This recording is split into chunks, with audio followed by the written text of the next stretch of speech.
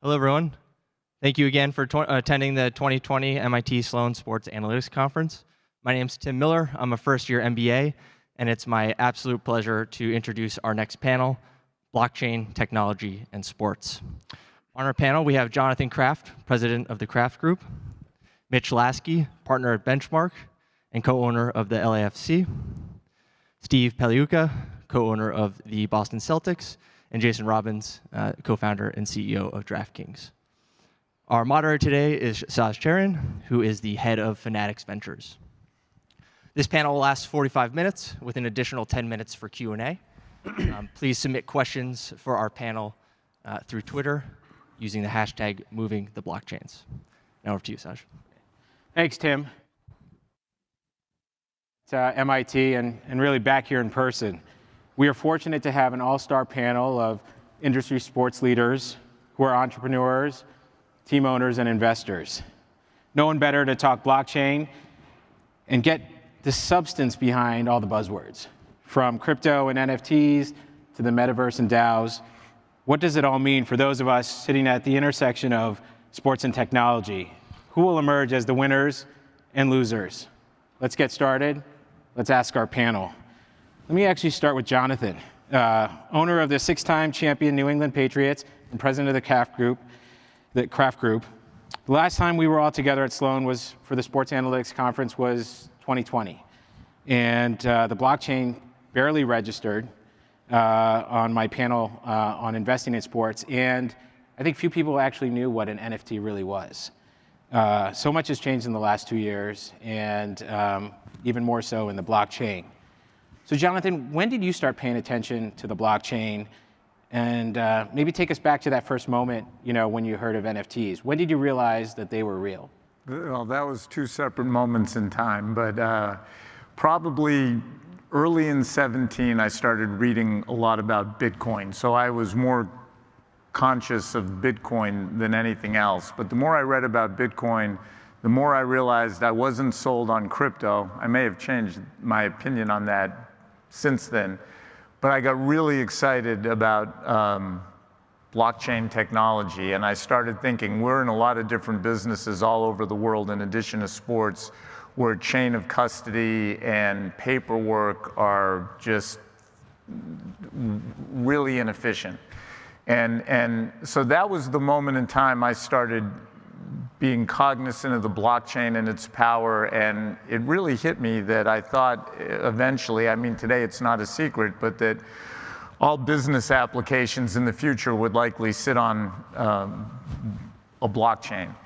And that year, we had actually had a big problem at the Super Bowl the year before, so I can honestly tell you that in 2017, I sat with Roger, and we even had a meeting with Live Nation when Jared was the CEO, and talked about that year potentially putting the Super Bowl ticket on the blockchain. Now, it wasn't going to work if nothing was set up for that, but so that would have been the first time I really thought about the blockchain from a business perspective, 17. And then, like everybody else, fourth quarter of 20, probably the whole thing of NFTs came into my consciousness. So Steve, you're our other local Boston team owner, managing general partner and co-owner of the 17-time world champion Boston Celtics. When did you first start paying attention to the blockchain generally and NFTs more specifically? Well, I've been doing technology investing for Bain Capital for, about 25 or 30 years now. So unfortunately, I had a friend come to me in 2010 and said, this thing called Bitcoin is going to be a big thing. And I think it was selling for maybe even cents. It was probably a couple dollars.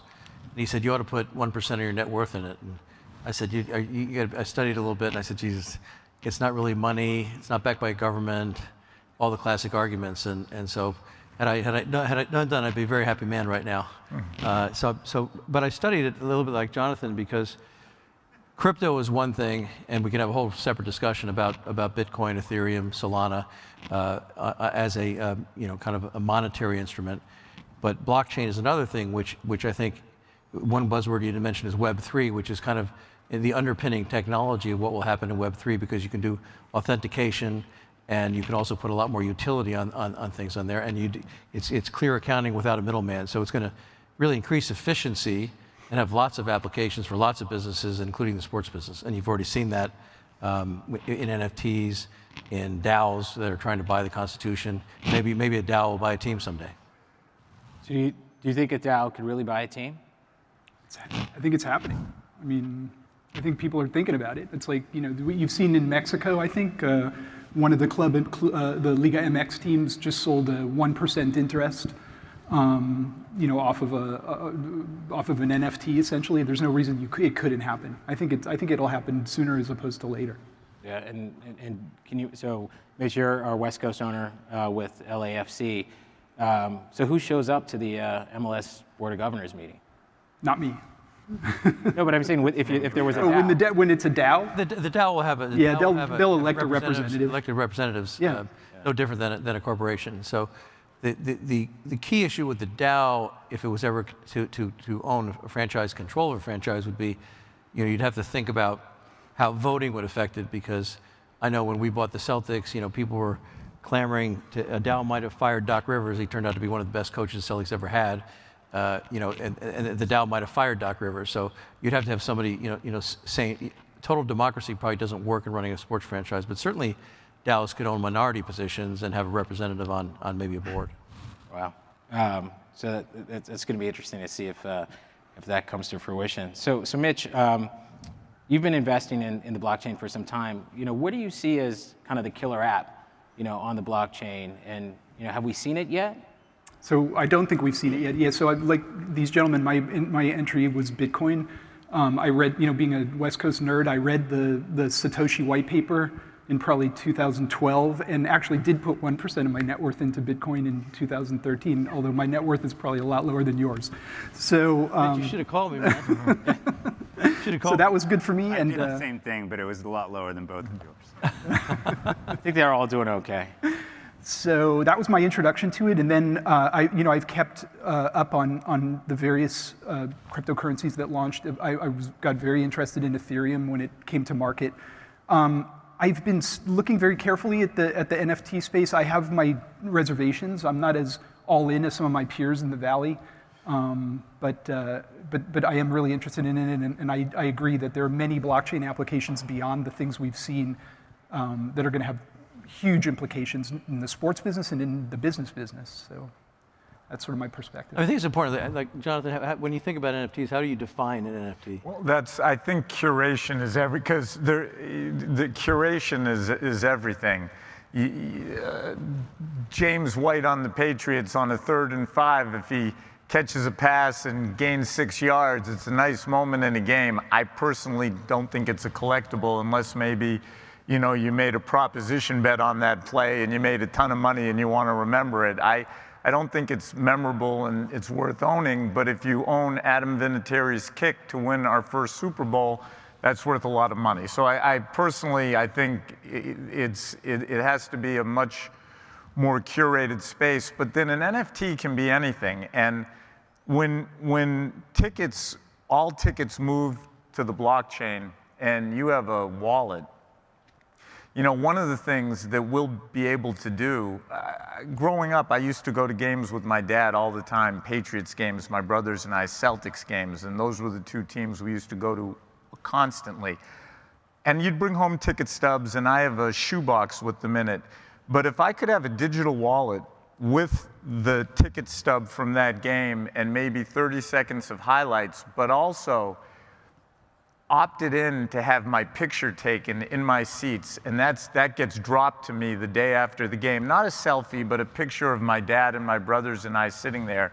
And I could pull out a digital wallet today. It has tremendous value to me. It'd have no value to anybody else, but I'd love to have that. And that's a version of an NFT that I haven't really heard people talk about, but that in a lot of ways builds a connection between fans and a team. And anyhow, I'm the least smart person to talk about this up here, but that would be my take on that. The ticket example is a good one because the ticket in of itself is an NFT. NFT is non-fungible, so it's not like, you know, the same ticket can be exchanged or interchangeable with another. It's a unique thing. So even just the stub itself, and if you add the things Jonathan's describing, that's what I think is so cool about the space, that yes, you can look at it as a collectible, but you can add utility and other things that are not possible in the non-blockchain world. And it's unique to that. And so like Bitcoin, you can have one Bitcoin, it's the same as my Bitcoin. What makes the ticket an NFT is there's only one of them, it's non-fungible. But I think where you were going with the other sorts of things you can add to it is what excites me. I think we're in the very early phase, and believe me, NFTs is not going to be just about profile pics and collectibles. There's going to be a lot more. I think it's going to create interchangeability or interoperability, I should say, between different types of systems. So you could buy an NFT that's usable in multiple different video games or things like that. But the whole point is I think you can attach utility to it, and you can create some ongoing mechanism to continue adding value over and over again, as opposed to a physical thing, which just is what it is. It's a physical thing. Yeah, I think that's a really important point. To me, it all starts with the sports fan, the customer, as Jonathan was saying. And blockchain, will allow you to authenticate that it's a real ticket. It allows utility where you can add value. If you can count that, Jonathan and his dad went to 50 Celtics games, and then we give them an extra Larry Bird shirt or Jason Tatum jersey because they've gone to 50 games. Take pictures. You can catalog all those games and put them in kind of a digital wallet display. So I think the blockchain will really get fan engagement even higher and be great for all the sports leagues. Well, Steve, you mentioned starting with the sports fan. That's something that at Fanatics we always do. And I sit on the board of Candy Digital, which is our NFT business at Fanatics. And we've been following the moves by other companies, Dapper Labs, or Rare, Socios, and along with a lot of new entrants. And all together, these companies have fueled interest in NFTs. I think the trading volume at the end of 2021 was something like $25 billion. But there's only 400,000 current active wallets. So the question, and maybe we actually go to the audience real quick. How many of you actually own an NFT? By a show of hands. Okay. Much higher percentage. Higher than I would have thought. Yeah. So I think They should be up here. yeah. But it's interesting. So Jason, as a founder and CEO of DraftKings, how do we move beyond the hands that were up in this room, the early crypto adopters, and get the rest of the folks whose hands weren't up, and then the average sports fan? How do we get them into into this crypto space? Well, I think that there's a few things, but probably the most obvious one is UI-based, ease of use based. So, if I go and try and buy an NFT on OpenSea, I have to have a wallet, MetaMask or whatever. I have to purchase Ethereum. If I want to bid on an auction, I have to convert it to WETH. And that's very complicated for a lot of people. And what we did when we launched our marketplace, we offer NFTs through a partner of ours called Autograph, where we have NFTs for Tom Brady, Tiger Woods, Wayne Gretzky, all these great athletes and more. And we just did a deal with the NFLPA, and we have a lot of things we're doing in this space, like I know you guys are. And we made it a point to say you can deposit with a credit card. You can use the same funds that you have in your DraftKings account already. You don't need to have a crypto wallet. Now, ironically, we're getting a lot of people now coming to us and saying, hey, we want to buy it with crypto, which we eventually will enable. But I think we consciously took the route of saying the number one thing that we think makes it less accessible to people is how hard it is for the average person who's used to, on any online platform or mobile platform, just taking out their credit card and making a purchase, to go through the multiple steps you have to go through. And once they're in, but that's a tough conversion flow.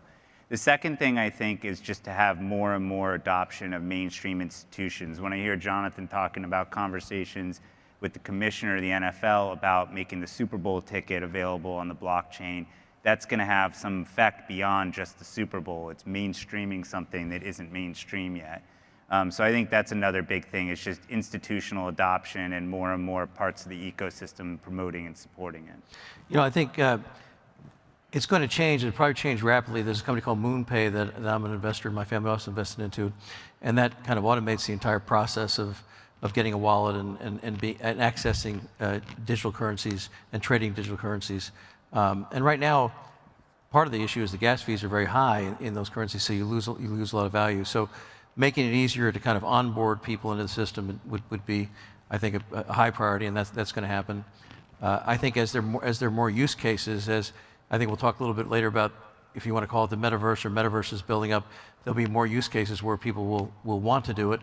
And then finally, when Patriots and Celtics have programs that have NFTs and tie in fans into value, people will want to do it. And there are companies like SoRare that have kind of blended cards, soccer cards, with a game format. So it's kind of like curation meets That's DraftKings. like what we're doing with the NFLPA. Yeah. Yeah, so same kind of thing you're doing. I'm an investor in that company as well, and I think they've got some exciting things going on. So I think more and more people will want to get in the space, and then if the space is well defined and easy to get into, you'll see blossoming.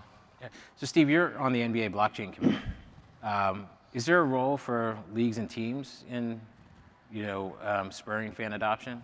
Yeah, absolutely. I think the great thing for blockchain, if we can get there with ticketing, is it just makes it easier on everybody. It has the authentication and it has the ability to really make a ticket be a fan token that has utility to it. So we're talking about all the kinds of uses that we could do with that, and I think all the sports leagues are going to probably lead the way in that as the future goes on.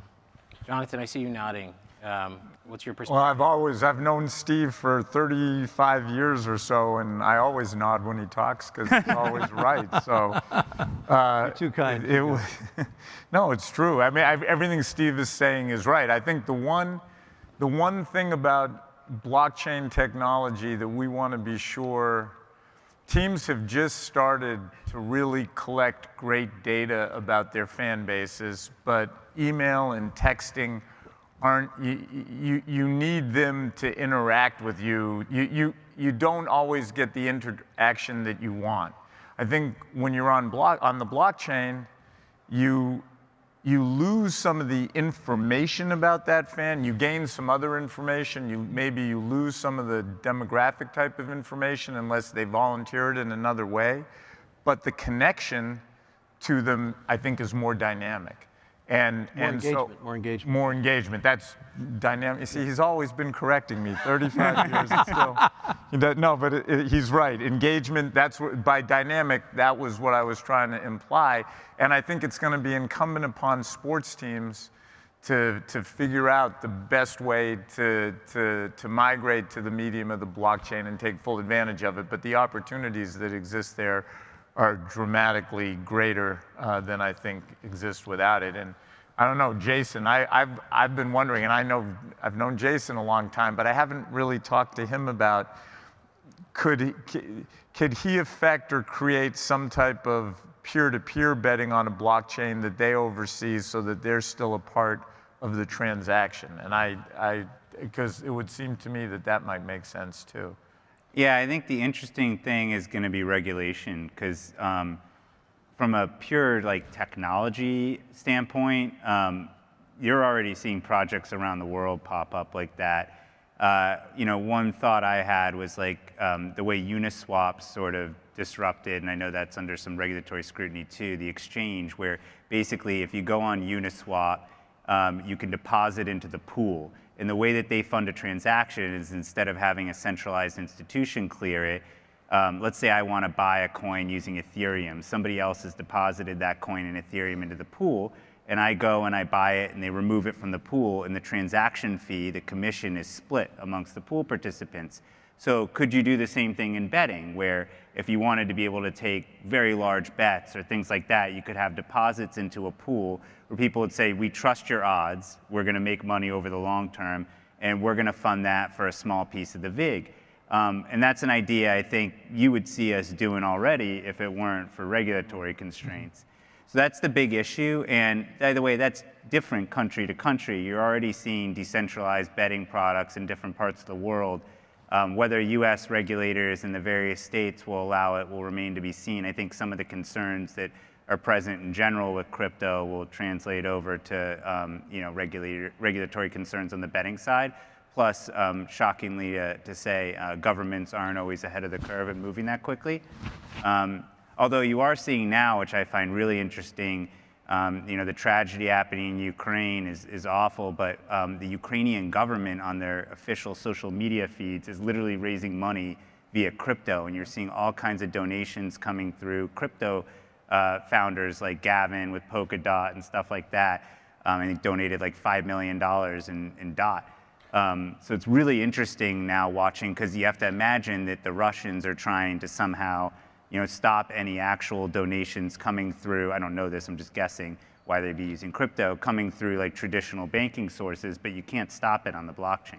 Which is good and bad depending upon who's Good on and the other bad, side of the depending on who's transaction. sending I want to it. go back to your earlier question, because I do think it's worth not glossing over this problem of friction around the wallet, because it's easy to just make the assumption that it's going to solve itself and everybody's going to ultimately have a crypto wallet. It's like there's a lot of nuance to that, right? I mean, private key management has proved to be much more difficult than I think everybody thought at the beginning of this. There's a lot of there's a lot of hacking. There's a lot of theft. There's a lot of problems that aren't necessarily inherent to the system. People think, oh, it's a crypto problem, but it's really a private key management problem. It's like people just aren't good at that. It's like they're not good at their password hygiene on their computers either, right? They pick dumb passwords that are easy to hack. They do the same, all around the world. So I think we really have to think. I mean, the solutions to this are going to be really significant. I mean, we're also early institutional investors in SoRare, and just saw the most recent numbers, and the top line numbers are extraordinary, but it's still a fairly small number of accounts that are generating that volume. And I think there's a danger, and I think it's a danger that's also inherent in the fact that a lot of this early NFT transaction volume is coming from people who were early ETH adopters. So they're playing with house money, right? They're not. It's not necessarily hundreds of thousands of dollars of fiat that's being converted into ETH and then dumped into NFTs. A lot of it is money that came from early ETH adoption that's already highly appreciated and is being used to buy these assets. So we got a whale problem, essentially, as we would say in the video game business. And I think we need to be very cognizant of that whale problem, because we got to cross that before it's going to, a lot of the things we've been talking about on this panel that are really exciting are going to be able to be realized. I also think we're probably in a speculative bubble period in general, with the huge increase in the money supply, unprecedented increase in the money supply, in my lifetime at least, and that has blown up the values of everything, and there's lots of money chasing lots of deals. So I wouldn't be surprised if 90% of the NFTs went down in value. If you remember, many of you don't remember, but the internet in 1999, I probably looked at 50 internet deals, and it was such a frenzy that you would sit down and they'd say, here's a term sheet, we have an internet company to revolutionize healthcare, here's what it does, the value is 40 million, you have to decide in the next hour, do you want to invest? So in 1999, Bain Capital did 0 investments, because that just wasn't, we thought we had failed, that just wasn't our style. But then there was a crash, and then kind of the good companies emerged from that, and people got more rational.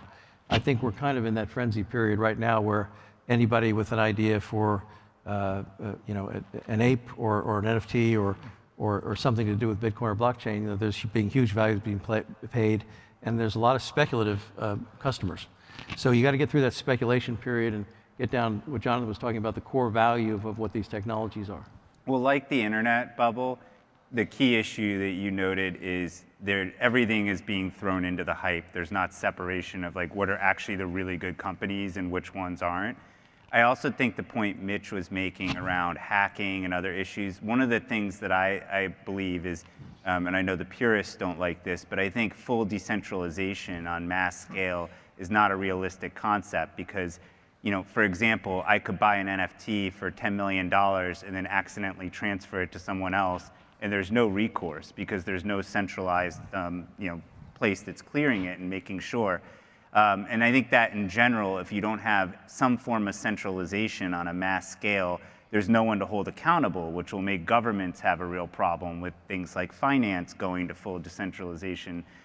So I think that the idea of like full decentralization of everything is a little bit different than the idea of utilizing blockchain technology, which is, I think, often interchangeably used with decentralization. Particularly important in the game space too. What people, I think, have a mistaken assumption that games are a natural fit for blockchain and for crypto and NFTs. I think it's going to be a little bit more difficult than people think. There's a lot of resistance from gamers, and in particular just socially, around NFTs. That can be overcome, I think. But your point about decentralization is a really important one. You have to be, as as the manager of the game, able to make fundamental, profound changes to keep competitive balance. And making those changes is going to be very difficult in a fully decentralized sort of DAO-run environment where those changes have material impact on people who are early holders of the NFTs and cryptocurrencies that are built into those games. So there's a lot of work to be done, and I think it's very exciting for that reason. Well, it seems like we've talked about a number of these challenges, right? So you're talking about the hacking and the lack of ability to control private keys, the fact that there's this sort of move to uber decentralization. In the world of sports, who are the actors? Who's going to help? Could it be those of us in sports to help, bring on the sports fans, and then by virtue of that, kind of the mass, consumer? Because right now, as we've talked about this, it's early adopters, early crypto adopters, people that went through all the hassles of getting these ETH wallets and going to MetaMask and just going through all these gyrations. So I guess the question is, can sports, can bodies or organizations within sports be a catalyst for getting the average fan, into this? Or is it something that we're just going to have to wait for other actors outside of sports to kind of make it safe for the sport? I think the onboarding is going to get easier, and then the real issue is going to be, can we in sports create something of value to the consumers that they'll want to be on it? Can the gaming companies create metaverses that are of value to the consumer? And again, we're in a speculative phase now, but there will be ones that emerge to say, this is I want to go pick 5 different teams and have a league with my friends and play in this league and go to these stadiums and see them online. There'll be 3 or 4 companies, I think, that emerge as winners in this, and then masses of people will come on, and by that time the onboarding should be easier. So it's more to me a question of how can we create value for fans that they'll want to get on the blockchain to use the technologies. So one of the organizations or institutions, or I don't know what you would call it, Mitch, but Discord, right, is one of those communities, right, that you've been an investor in, you're on the board of. Yep. And it's it's interesting. It's functioning almost kind of like a Bloomberg/NASDAQ for NFTs and cryptocurrency. It's very bizarre, and it was not the original. I mean, it's an emergent. So tell us about when you decided to invest in Discord. Is it a competitor to QAnon or what? Well, tell us about. It's basically you can think of it as like Skype meets Slack, originally intended for gaming communities to sort of self-organize. It was a way for example, a World of Warcraft clan to plan a raid, and you could get together in a chat room and exchange ideas and sort of prep, and then all go into the game together, and then it functions as a voice channel once you're in the game. That was its original intended use. But it became sort of much more useful in some ways to sort of DeFi and to crypto in a lot of ways. And so a lot of the NFTs are dropped there. A lot of the information about the NFTs and the currencies are posted there. And we've got now dozens of servers that have 300, 400, 500,000 members around particular kind of communities of interest around NFTs, which is remarkable. Gary Vee has a 300,000 member Discord server, just sort of dedicated to his NFT stuff. So that's where we are with it. It's, back to your original point about sort of the low number of wallets. In the fourth quarter, we started tracking sort of what the first server was that people were going to once they joined Discord as a new member, as a new ad, somebody who'd never been on the platform before. And in the fourth quarter, a significant percentage of those users, several million, went to their first server as a crypto server, which is really encouraging in a lot of ways. So is Discord where we're going to find those, potential sports fans, that we can migrate over to actually, holding NFTs? I don't know if that's necessarily going to be the case, but it does give me, it does encourage me to know that we're starting to see real numbers in some of those communities, numbers that would really be able to support some of the ideas we've been discussing. Right. So I do think those sports, as mobile ticketing, which isn't blockchain ticketing, but it's mobile and it's not, 55, 65-year-old season ticket holders who for 30 or 40 years have been used to that piece of paper. And we're in the Northeast, so for Celtics season ticket holders or Patriots season ticket holders, it was a bigger deal, and understandably so. But we've been all mobile the last 2 years, and we've talked to a lot of people, and even the older season ticket holders now say it makes game day more convenient, and as long as we're going to mail them paper tickets after the season for their keepsake, because they don't understand, they want that keepsake, they're good with it. So when you take that coupled with cashless concessions and everything else in the stadium, if you think about it, sports across the country, the hundreds of millions of people that go to these venues, I really do think it's the first mass market sort of mainstream thing that's driving you to live in the digital world. And the next step beyond that is when we put it all on blockchain technology. So I do think, coming back to what you asked, Saj, that sports can help drive the adoption of blockchain technology, and probably de facto you could put that into crypto, because I think those people will then be more comfortable with the idea of crypto and experimenting with something. Yeah, I think that's a great point, and sports already are communities. You know, your sports is tribal. You know, sports you grew up with your whole life, and really blockchain and crypto is about creating communities, and that's what Discord has done, and they're kind of, you know, talking about what's worth this and is this worthwhile? Is a Bored Ape worth more than this or that? And so you know, sports is probably a nexus that will drive some of this, because we already have a great community. We have Patriots Nation, Celtics Nation, Red Sox Nation. And someday it'll all cross. Probably it'll be all sports in this. And I think it's tangible in a way that a lot of these other things that aren't, right? I think that's really important. So we've been talking a lot about the value of collectability, but is there a ceiling on NFTs if we stop there at collectability? Does it really need ticketing or other forms of utility to really you know, to really grow and gain, you know, broader adoption? And sports collectibles and memorabilia is what, 6 billion? Yeah, it's a big category. It's a pretty big category. So I mean, you could imagine some really valuable companies that, even if that was all it ended up being, some valuable companies being created. Yeah, I think it's two separate things. You know, they're NFTs as collectibles. Jonathan talked about curation. Right. There's going to be some moments that are worth an incredible amount. Maybe Vinatieri's kick in the snow, the tuck game. You know, Larry Bird's last three. Those will be worth a lot of money, just as kind of almost like digital cards. But then smart contracts and all the capabilities, utility you can add onto a picture or an NFT or a ticket, that's a separate category that can use as a function of fan club, communications, extra benefits you get at a game, jerseys that you get mailed for certain. I mean, Mark Cuban, which is kind of weird, we don't have this it's funny, we don't have this in Boston, but in Dallas, people show up very late for their games. So they said, if you come before the end of the first quarter, we're going to issue a special NFT. And I said, God, in the Celtics things, we have to keep people out. They want to come 2 hours before the game, so that's the last thing we would do. But they have an NFT if you show up before the end of the first quarter. So he's now got people. Are people coming early? Yeah, people are now coming early just or on time. At least They're before coming the end of the first quarter. Yeah, they're coming in the first quarter, at least so they can cheer for the club. And so he's got utility out of that, and then they get some special extra benefits. So owners are kind of using these things, you know, to kind of get fans together and unite them. We'll find different uses for them, I think, up here, but it creates a whole new category of, again, fan engagement.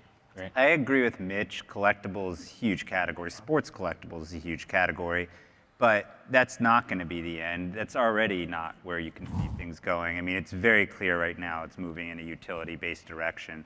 One of the things I love, by the way, about any kind of new technology is how fast it moves. And I think everybody went in the last year and a half from what's an NFT to now where is it going.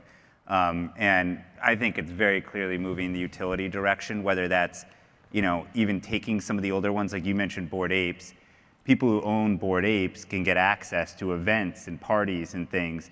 That's utility. That's a reason beyond just I like this picture and I want it on my Twitter profile to own it. I think that the same thing's happening. You use SoRare and what we're doing with our NFLPA fantasy game. Like, you're going to be able to use that NFT. Yes, it's a great collectible, and I'm sure people will buy it purely as a collectible, but other people will play the game with it. And by playing the game, you can win money, you can win other NFTs. So this whole play to earn or play to win model, play to earn is probably something everybody's heard, I think is a big part of the future of NFTs and of blockchain. Yeah, AC, for example, is I think powering the economy of the Philippines right now. People are making more money per month, pay to earn on AC than they are with regular jobs, and it's increased employment dramatically. Now, I don't know if that bubble will pop at some point in time. And I have a question for you guys. Why do you think a Bored Ape is worth $360,000 and a Bored Pigeon's worth nothing? Who determines? Well, I don't think that it's a market. How these things break through? Apes are It's a market. Same way, like, why is a piece of art worth anything, or even a stock? It's whatever the market thinks it's worth. Personally, why do I think that certain things are worth more? I think that same reason as any collectible. Why is a Mickey Mantle rookie card worth more? Just because people, or why is it worth whatever it's worth? People have decided via the normal mechanisms of a market how much they're willing to buy and sell it for. Well, I think Bored Apes was one of the first drops. So I think there's some cachet to having a Bored Ape. There is. It was and one I of the think first ones after, but the really old school one, like, that really took off was Crypto. Yeah, crypto. Yeah, but Bored Apes, I think Bored Apes were like the first ones that sort of went beyond just collectible and said we're going to start, like, that were mainstream. I think that the club idea, the sort of Yeah. access to the private club thing, is a really important driver of that as well. Exactly. There are also Bored Apes that are talking about making cartoons with that, and then you're going to get a royalty if you own a Bored Ape, and they select your Bored Ape, and people are renting out their Bored Apes. It's becoming its whole ecosystem. Well, there's a belief there, and you're right. I don't think I actually really like the Bored Apes team, so I don't think it's going to happen there. But when you're talking about speculation and bubble, there is a belief that when people are buying these things, that there's going to be some added utility, some added value down the road, but they don't know what it is.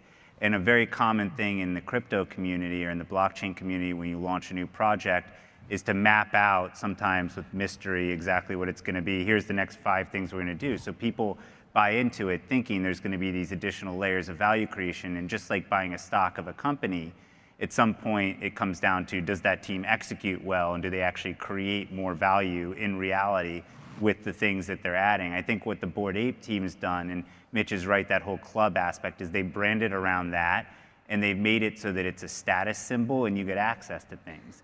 And the reason people put them, just like other things in their profile pics, is it's completely a status symbol. I think the fact that you see such engagement on Discord is the community reinforcing we're the cool kids, even though it's probably not actually the cool kids, me being one of them. But we're the cool ones that actually own this or are part of this. And just like any, it's a human thing, like any social structure, people are drawn to that. But it's really the scarcity, right? I mean, they were very smart about Exclusivity. Yeah. creating that exclusivity, and then the access and the cachet sort of stemmed from that scarcity. And so, Mitch, I want to go back to you because we're talking about utility, and really I want to talk about the ultimate utility, which is gaming, right? And you were a mobile gaming entrepreneur before you went to the dark side as a VC. Now, I was a former VC, so I can say that. But gaming, between what some of the play to earn games that Jason mentioned, the in-game digital asset ownership, where do you see the most potential from gaming coming into the blockchain? Yeah, I think, we're seeing a lot of projects. I've met with a lot of the companies. I met with Axie relatively early on. I have been somewhat hesitant, or just looking at some of these things with my gaming background, because a lot of the entrepreneurs who've come into this space have come in from the crypto side rather than from the gaming side. And I think they grossly underestimate the complexity of creating high quality games. I think the Axie guys did a really smart thing, which was basically not try and innovate too much, right? They basically made a Pokemon game and built in a lot of play to earn components into that game. And as you said, I think there's 75, 80,000 people in the Philippines who are basically making a living on it. At this point. The problem is it depends on the next guy wanting to buy Yeah, there is a little bit of by that. the creatures that you create. Yeah. And although there have been interesting things that have happened, there's a gaming guild, for example, that has grown up alongside of Axie that basically owns the NFTs and loans them to players who don't have the resources to buy them, and allows them to sort of farm those resources and pay a royalty back to the gaming guild. So there's all kinds of The interesting. next emergent guy's got to buy it. behaviors. The next person's got Has to to buy buy it those, at some point. those things. And so the question is, will the music stop at some point Right. of new players coming in? You know, you could, you know, if you take it to its extreme, you could say Axie's a Ponzi scheme because You could. it I mean, you could counts- say crypto broadly Isn't is a that true Ponzi of any scheme. market, though? That you need people to be willing to continue to come in and buy at higher prices to drive prices up? You know, I wouldn't say it's the same as crypto. Bitcoin may be a digital version of gold, and gold isn't a Ponzi scheme, so there's a limited amount of Bitcoin. Well, I'm not saying it's a Ponzi scheme. I'm more saying the concept that there has to be demand outpacing supply to make any market rise. Yeah. Absolutely, but when the music stops and you're breeding on these farms and you have a loan to pay, you're gonna have a real problem. No, fair enough. I mean, I think the other, going back to something Jason said earlier about sort of interop between games using NFTs as basically a means of exchange between games. That I'm also, I think that sort of remains an open question. It's hard to do technically. Very hard to do technically, extremely hard. Now, in the case of SoRare, where you could imagine a platform where multiple game makers could make games using the same card, that's That's sort of what makes I'm sense to talking me. about. But like what I hear people talking about, where they're like, "Oh, I'll buy a gun in Call of Duty and use it No. in Fortnite. That's bullshit. That's never. No, I was talking about what you were talking about, more of like an open source where you say, I can create a platform where we're going to create the content and anyone who wants. There's a company, the name's escaped, Mythical Games. Yes. It's doing that right I now. was just about to mention them. We're investors, so full disclosure. But I think that is what Mythical is doing. But Mythical and Roblox, I think, are two different examples. The NFL has relationships with both. And from I'm not a gamer, but the concept of play to earn to me is interesting. I do think there's something in that makes sense. But for the NFL, we're with Roblox and we're with Mythical, because when you're doing Madden and you're in EA's world, the NFL has no ability to learn or understand really what's going on. It's just a rights fee deal.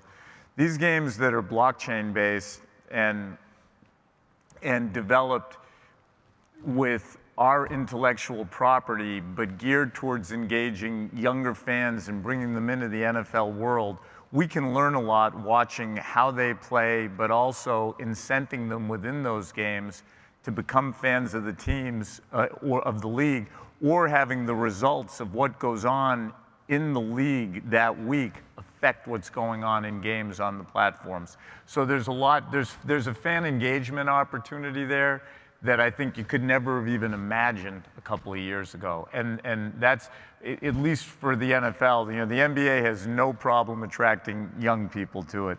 In the NFL, we got to make sure that we keep attracting young people and growing the pipeline.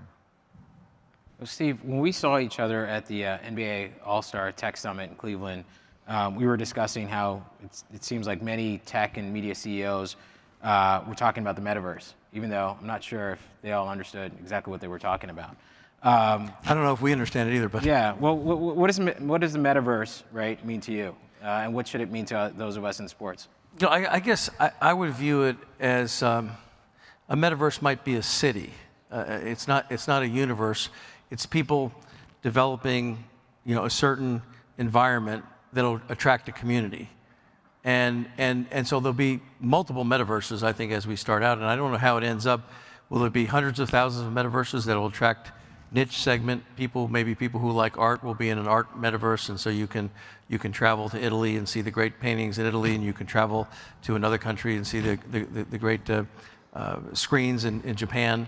Or will 3 or 4 companies, or one company, but 3 or 4 companies dominate and create environments that people want to go into? And I was shocked to see that, Jamie Dimon, who's a classmate and a friend of mine, they now have a Chase Bank in one of the metaverses. You remember the name of the one that he's in? It's slipping my name out, but they have a Chase Bank front, and you can go hear Jamie Dimon talk inside of this metaverse.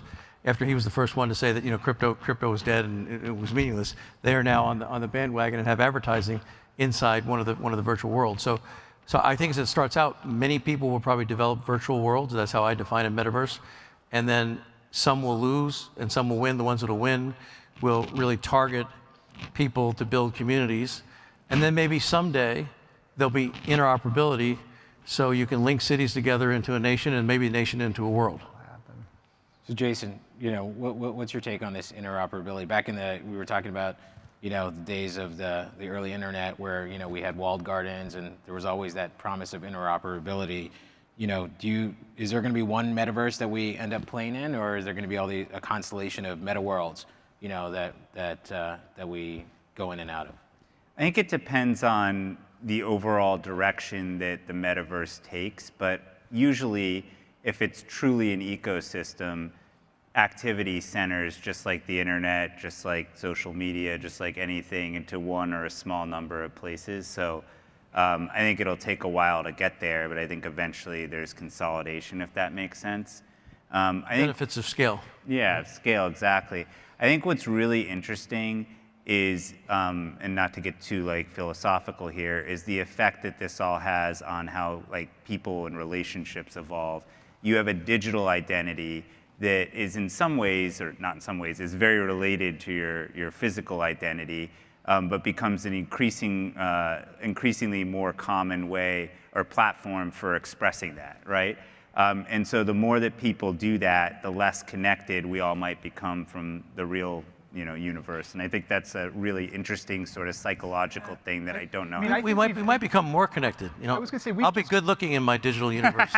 Well, we've just gone through a kind of a 2-year experiment during the pandemic with a sort of a version of a metaverse, Yeah. right? I mean, I'm by the way very much not of the mindset that the sort of VR mediated 3D environment is the only way we should be talking about the metaverse. I think the metaverse is way more broad and interesting and sort of multivalent than that. And I think in some ways, a lot of what we've been doing on the internet, interacting on the internet over the last 2 years, Zoom calls and Microsoft Teams and all this stuff, as sometimes grating and insane as it's been over the last couple of years, is sort of that, right? I mean, it has trained us in a way to live in a computer-mediated kind of environment.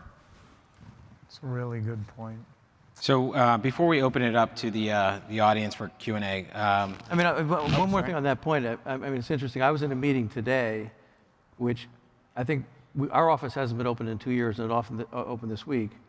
But we have some people coming back and not all people coming back. But now it's a normal thing. We went in the conference room and half of the people were on the screen, half of the people were in the conference room.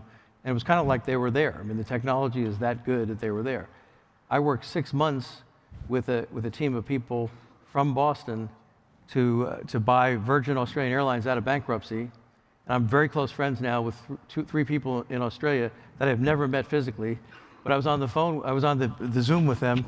And I'm probably just as close to them as I am with people in the Bain Capital office. In the video game world, we've been doing this for 2 decades, right? Yeah. Where we've been playing together in World of Warcraft, and a lot of times you're playing in a clan with people you've never met, but whom are really good friends of yours.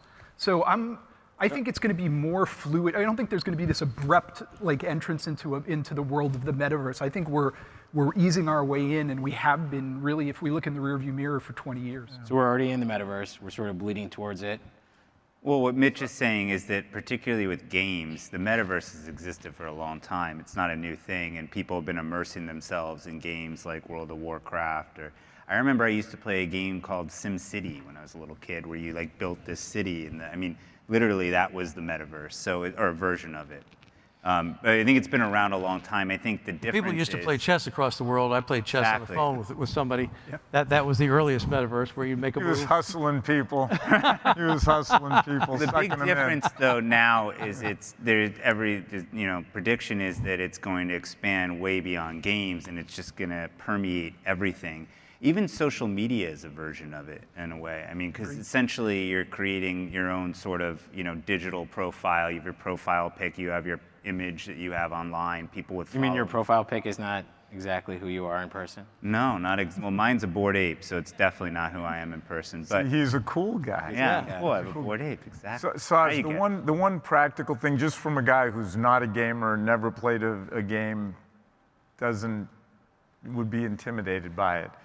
But this concept of the metaverse, which in reality is just, I think, enhanced or easy to access virtual reality, when you have a venue, and if you're in an arena like Steve is, the arena is getting used 175 to 225 times a year. It can be a full-time job for most of the event day employees. In an NFL stadium, you know, you're lucky. We have an MLS team, so we're busier than most, but call it 20 to 25 ticketed events a year. When you have 3,000 to 4,000 day of event part-time employees and yet giving your customers a great experience, your guests a great experience, it's easy to do when you've got the same people there 200 nights a year who are making their living. It's much more difficult in our environment. And if you can, as long as they have an internet connection, maybe we have to provide them with a little something else these days, but to bring them on and have them go into the metaverse of Gillette Stadium and be in their position and throw scenarios at them, I think if we gamify it right, they'll enjoy it, but it'll make them better ambassadors to our guests on event day. So that's the way I've actually been thinking about the practical use of it and bringing it into sports. Interesting. I mean, the technology is amazing. You saw at the NBA Tech Summit, they had on stage a coach at the NBA Tech Summit that was 3D. It looked like I was sitting right in the front row. It looked like a real person. You hear it walk. It shot a basketball. Adam Silver was interviewing this virtual being, and they used Shaq's voice. So he was interviewing like a real person of a Shaq with all the movements, and you really couldn't tell it from if it was a real person. So we got a lot of interesting questions from the audience. I want to just take a couple here. So this one's for Mitch. It says, how do you solve the whale problem, that you refer to? How do you attract new users when it seems like anyone new is playing catch up? Yeah, well, I don't think it's by running Larry David commercials during the Super Bowl, but that's just me. I mean, I think it's going to take a lot of education, and I think Jonathan said it earlier, I think sports could lead the way in some ways because it is mass market and sort of reaches all levels of society, and if we do find some kind of utility that can serve as a sort of a focal point for saying getting people to enable wallets and make their first Ethereum purchase, for example, I think that's going to be very important. So I think we're going to solve it really not necessarily with a killer app, but with a number of high utility applications, and maybe applications which disguise the fact that they don't foreground the fact that, hey, you're buying an NFT, but rather you're buying a ticket. That ticket happens to be on the blockchain, and okay, you need to enable this wallet in order to accomplish that transaction, which isn't that different from the way some of the mobile ticketing is currently working, the way we do it in our stadium in MLS. We require you to link your account into your LAFC account, and your tickets reside in that account. And I could imagine an application like that where it sort of backgrounds the fact that it's an NFT, so you don't have that social friction, being something very useful in at least cracking that whale problem, but it's going to take a while. Another question from the audience is, how do you plan to onboard and educate fans on the perceived benefits and the risks of the blockchain? Looking at me? Yeah. Smart people that work with me are going to figure that out. It's a good question. We're not yet putting our tickets on the blockchain. There's not enough today. I don't think a blockchain exists where you could do the amount of transactions in that 24-hour period before most games in the secondary market, at least NFL games, pretty active. And my guess is we're still a year or two away. But when we're not, we're going to have to help everybody get a wallet. And We're going to have to figure out what blockchain we're going to be on. And I think that's a real issue too, because people aren't going to want a gazillion. People are going to want to live on just a handful of blockchains. They're not going to want 50 different blockchains. It's kind of a natural monopoly. Right, and I think sports can help drive and dictate that. And you know, The leagues and teams. well, kingmakers? look. I mean, I think Dapper. I think Roham, who's at Dapper, I think he was smart. I haven't heard him say this. I mean, I think he's very smart. But ultimately, I'm sure in his mind is if I bring sports, because Dapper has deals obviously with the NBA and with the NFL, and you know, I bring him to Flow, and who knows what happens in the future. I'm sure that's in the back of his mind. I've never heard him say that, but that makes sense. And then, you know, you got these technologies, which I know nothing about. Mitch could comment on, like Wormhole, which are, you know, interchain vehicles. I don't even know what you call them.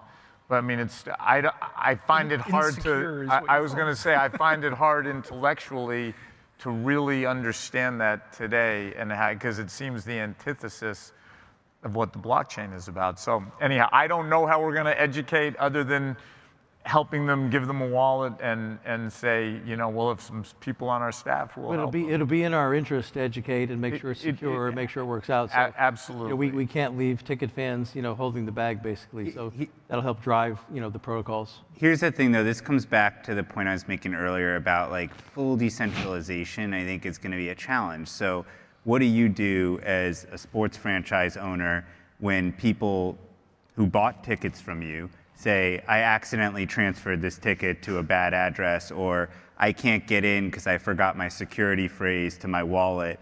So you have to still, I think, have some sort of centralization where somebody's able to help them recover it, and it's not just lost forever. Otherwise, no matter how well you educate them, there's human error. People are going to make mistakes. Right now in the crypto world, because it's such a small community, people just accept hacks happen, rug pulls happen. It's just part of playing in the game.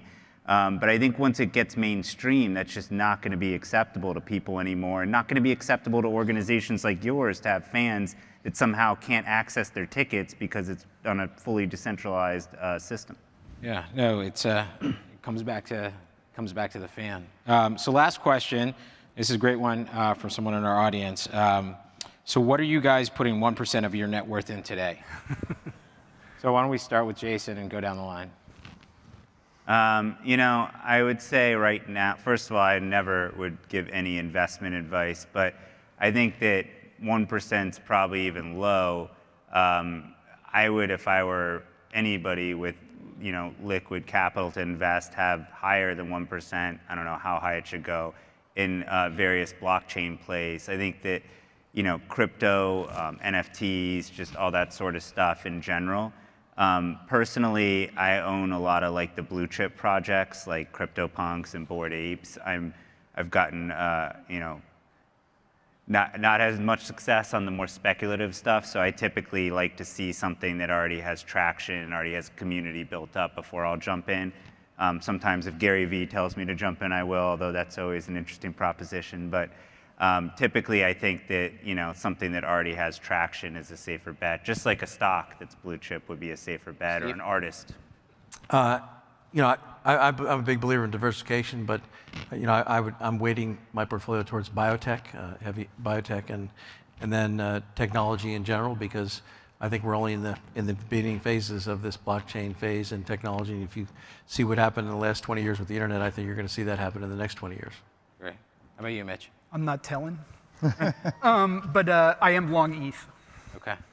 The ruble's way down. You can buy the ruble really cheap.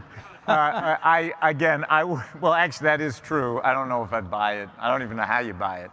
But I don't give investment advice either.